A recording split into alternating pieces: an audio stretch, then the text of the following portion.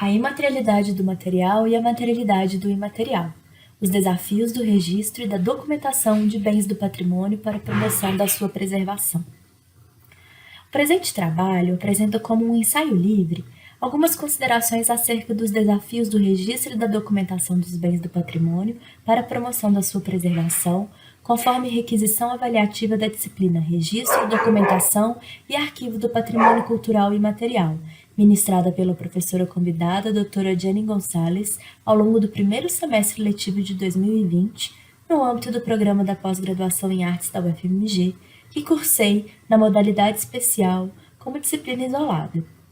As reflexões aqui apresentadas voltam-se especialmente para a relação inevitável entre patrimônio imaterial e patrimônio material, expressa de maneira exemplar no âmbito do patrimônio gráfico pela associação entre gestualidades e objetos. Considerando as experiências de registro dos bens do patrimônio imaterial discutidas ao longo do semestre, ficou evidente o desafio de espelhamento do item documentado nas ferramentas disponíveis e utilizadas em diferentes plataformas de registro. Percebe-se, de maneira geral, que por melhor, ou seja, mais abrangente e detalhada que seja a metodologia empregada para a coleta de informações e para a documentação de bens inscritos em uma esfera mais abstrata do que a da materialidade exclusivamente, não raramente, os aspectos intangíveis que conformam justamente expressão e significância específicas desses bens do patrimônio material fogem à capacidade de tradução em materiais tangíveis, quais sejam as palavras, as imagens, os sons, utilizados como recursos de registro para a documentação.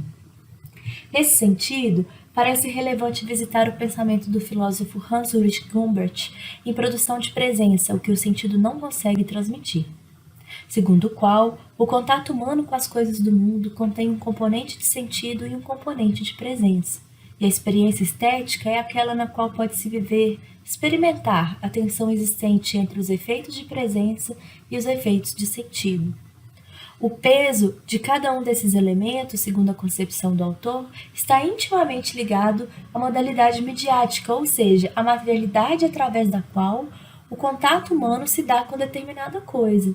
E para exemplificar tal pressuposto, Gumbert analisa um objeto que nos interessa na presente reflexão, justamente porque esse objeto nasce da atividade gráfica e é um produto materializado em objeto gráfico, o texto. E cabe aqui um complemento não especificado pelo autor, o texto impresso. Segundo ele,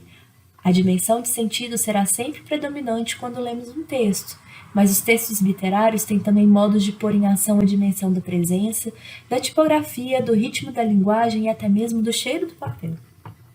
Parece evidente aqui a relação inevitável entre imaterialidade e materialidade, espírito e matéria, mente e corpo, pensamento e ação. A dicotomia entre cada componente dos pares foi estabelecida nas humanidades ao início da modernidade, quando a organização cartesiana do mundo estabeleceu a primazia das ideias sobre as coisas concretas, mundanas. Parece interessante, pois, que as experiências de registro e documentação de bens do patrimônio material lancem mão de elementos concretos. No entanto, caberia pensar sobre a efetividade de tais elementos para o registro com vistas à preservação desses bens se, necessariamente, os documentos produzidos, além de forjados a partir da interpretação feita a respeito de determinada manifestação cultural e material, são arquivados sobre determinadas plataformas e a partir dessas, convocados a reinterpretações em dinâmicas de difusão e valorização. Bem, eu sou bacharel em Conservação e Restauração de Bens Culturais Móveis com ênfase em documentos gráficos, aos quais dedico a continuidade dos meus estudos e a minha atuação profissional. Carrego como marco importante o meu percurso como bolsista do projeto Museu Vivo Memória Gráfica, de 2011 a 2013. O projeto de extensão coordenado pela professora doutora Ana Uth durante a minha passagem esteve acolhido pelo Centro Cultural da UFMG e configurou o espaço privilegiado para o desenvolvimento não apenas de atividades de extensão, como também de ensino e pesquisa.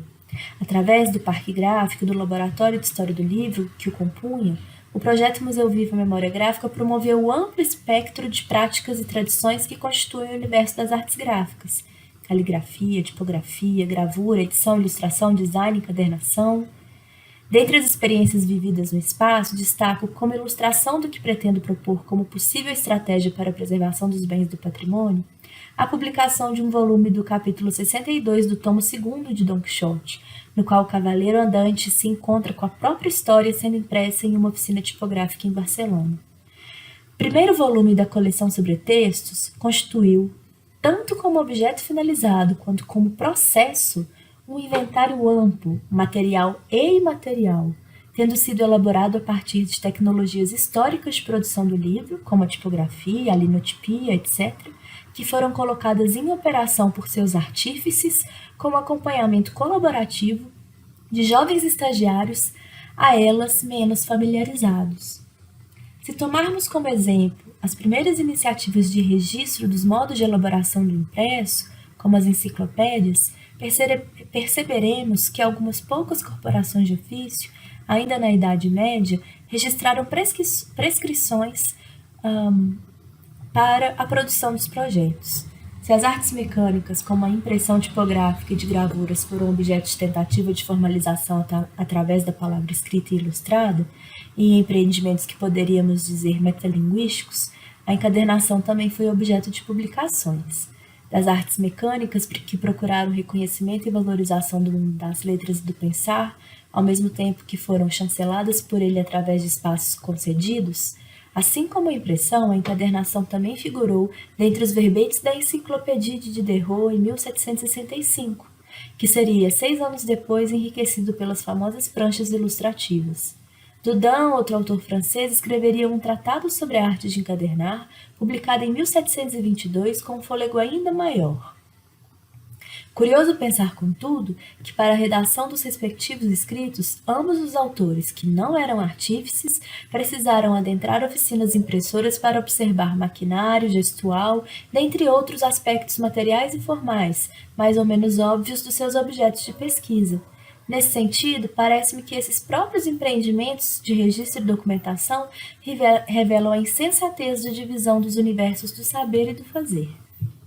Intimamente relacionados às experiências vividas e experimentadas, os bens do patrimônio, seja material, seja imaterial, se manifestam através de estruturas tangíveis, mas cuja dinâmica de atribuição de valores, os quais os configuram finalmente como patrimônio, opera em outra dimensão. Parece-me, pois, que existe certa limitação intransponível em qualquer metodologia de registro e documentação dos bens do patrimônio. Isso porque eles existem em uma dimensão que para entre a materialidade e a imaterialidade. No caso do patrimônio gráfico, por exemplo, envolvem particularidades de difícil apreensão e documentação, como gestos, movimentos, interação entre corpo e ferramentas. Portanto, a sua preservação é inevitavelmente impactada pela inexistência de formas de registro vivas que viabilizem a transmissão de saberes, não apenas de maneira textual, seja ela verbal ou oral, mas sobretudo pela observação e pelo compartilhamento da experiência. Em um mundo marcado pela dicotomia entre fazer e pensar, entre materialidade e imaterialidade, é difícil desenvolver formas diligentes de preservação do patrimônio. Isso porque é essencial vincular as duas dimensões para que se conheça o bem, não apenas através do registro, mas da experiência presente. Conhecer as técnicas de produção através de uma experiência vivida, experimentada corporalmente, pode